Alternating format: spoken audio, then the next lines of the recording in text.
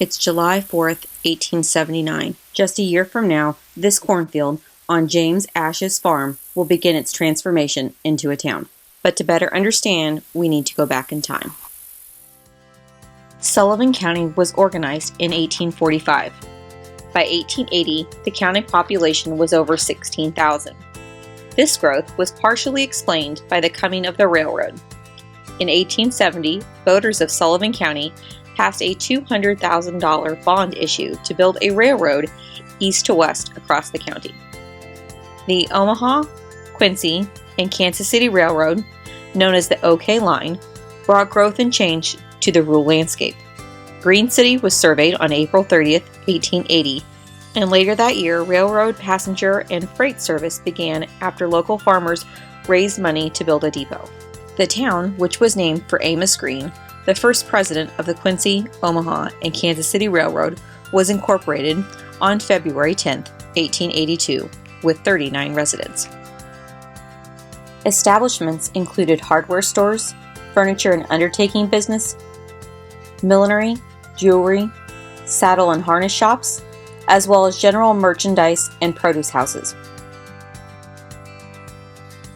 Services available were those of attorneys, doctors, dentists, banks, blacksmiths, barbershops, hotels, restaurants, and livery stables. The town square has changed over the years from wood to brick buildings and evolved into the town we know today. To take advantage of the railroad, the Ideal Pump Manufacturing Company moved its operations to Green City in 1911. They produced pumps, gas engines, windmills, and hayrickers. Green City continued to serve as an active point with mail and passenger trains stopping daily. In 1913, Green City, with a population of 1,000, was the second largest town in the county.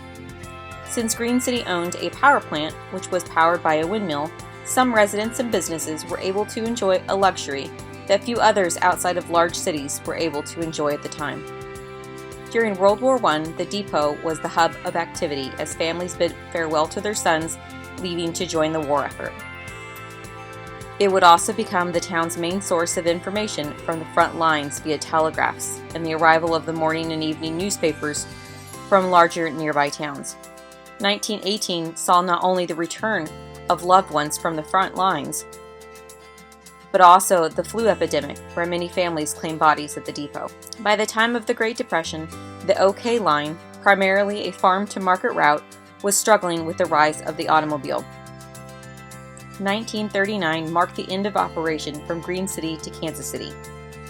During the late 1930s and early 1940s, the mass production of the automobile resulted in the upgrading of State Route No. 6 from a dirt road of steep hills and sharp corners into a modern graveled highway, which ran parallel to the OK Line. Local residents could still enjoy the benefits of the railroad connections for shopping and educational opportunities, and passenger service remained in place between Green City and Quincy until March 21, 1949, and service was brought to a complete halt in 1950. Since 1880, the town has gone through many changes, but the community celebration of July 4th has been a tradition throughout the generations.